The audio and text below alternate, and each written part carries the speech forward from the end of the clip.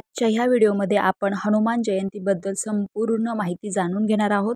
हनुमान जयंती यंदा शनिवारी 12 एप्रिल रोजी साजरी केली जाणार आहे.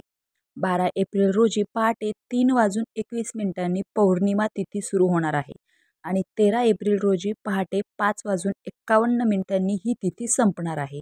हिंदू पंचांगानुसार हनुमानाचा जन्म चैत्र महिन्याच्या पौर्णिमेच्या दिवशी सूर्योदयाच्या वेळी झाला होता.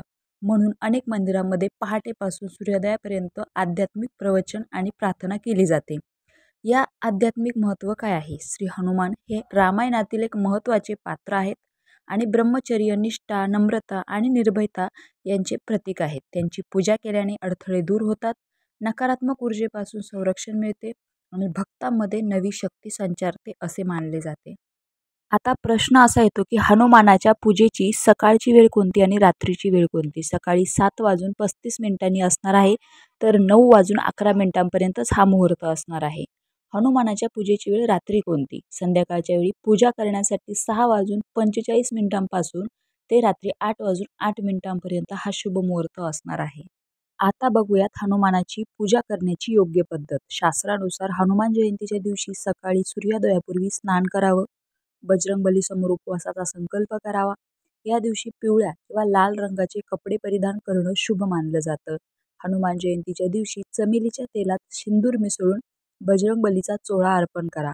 यानंतर चमेलीच्या तेलाचा दिवा लावा आणि गुलाबाच्या फुलांची माळ अर्पण करा.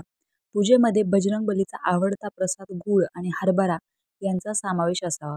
हनुमानाला बुंदीचे लाडूही अर्पण करता येतात. यानंतर 7 वेळा हनुमान चालीसा पठण करा.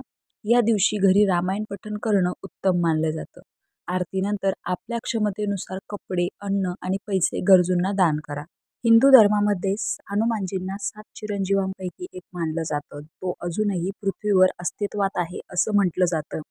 धार्मिक श्रद्धेनुसार हनुमान जयंतीच्या दिवशी योग्य विधींनी पूजा केल्याने व्यक्तीला हनुमानजींचा आशीर्वाद मिळतो, ज्यामुळे त्यांच्या जीवनातील सर्व दुःख आणि संकटे दूर होतात. या दिवशी पूजेदरम्यान त्यांना फुलं, हार, सिंदूर, बुंदी किंवा बेसनाचे लाडू, तुळशीची पाने अर्पण करून ते प्रसन्न होतात. हनुमान जयंतीच्या दिवशी व्रत केल्यामुळे तुम्हाला हनुमानजींची कृपा प्राप्त होते आणि तुमच्या आयुष्यामध्ये सुख, शांती आणि समृद्धी नांदते. संतान प्राप्तीसाठी हनुमान जयंतीला व्रत करणे फायदेशीर ठरते. तुमच्या आयुष्यातील संकट दूर करण्यासाठी हनुमान जयंतीच्या दिवशी हनुमान चालीसाचे पठण करा. मंगळवारच्या दिवशी हनुमानजींची पूजा आणि त्यांना सिंदूर अर्पण केल्यामुळे तुमच्या कुंडलीतील मंगल दोष कमी होतो. हनुमान जयंतीच्या दिवशी धार्मिक उपाय केल्यामुळे तुमचं आरोग्य निरोगी राहण्यास मदत होते. रामकृष्ण हरी.